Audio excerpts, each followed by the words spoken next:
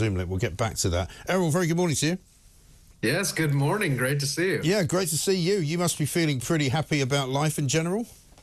Oh, I am. And I don't know if you remember, man, but 4 years ago, I did this exact same time slot. Did you? I went to bed with you declaring victory.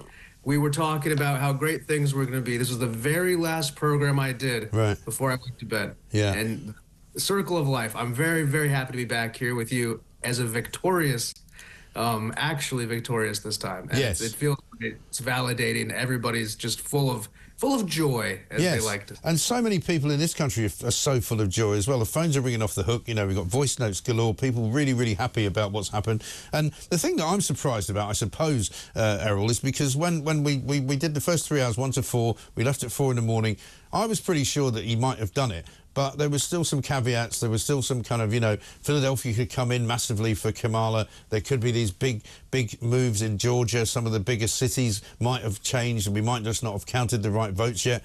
But it suddenly moved very quickly then over the next sort of 2 or 3 hours. And by suddenly 6:30, it was all over.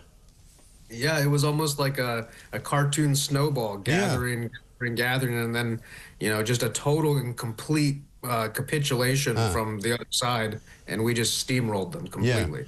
And what do you think that's about? Do you think that's about Trump's campaign just being a lot more efficient this time around, that they didn't tell people to stay home and not vote until the day of the vote? They actually got the vote out. They actually got the postal vote out. They galvanised young men, you know, and Kamala Harris's campaign just wasn't up to it. Yeah, I mean, I would like to take a lot of credit for this, but I have to give a lot of credit, honestly, to the Democrat Party for sandbagging Scranton Joe and running Kamala Harris.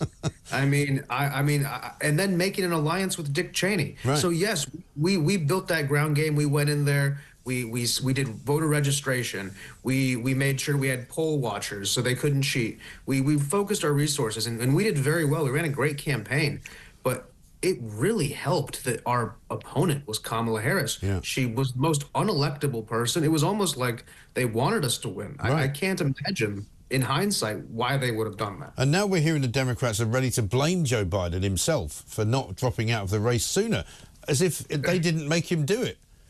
Yeah, this poor man who won 14, 15 million votes, by the way. And I mean, I don't think he would have been completely KO'd like Kamala was. Right. And now I guess they're going to go after his legacy. And I'm sure they made a deal with him, promised him a library and all this. And, you know, he'll probably get it. But man, they really used that man for every you know, twist of the rag they could to get it out of him, and I kind of feel bad for him. Yeah, well, I'm sure you won't feel bad for too long. You know, don't knock yourself out. Let's hear from Isabel Oakeshott. I think we've got it sorted out now. Talks international.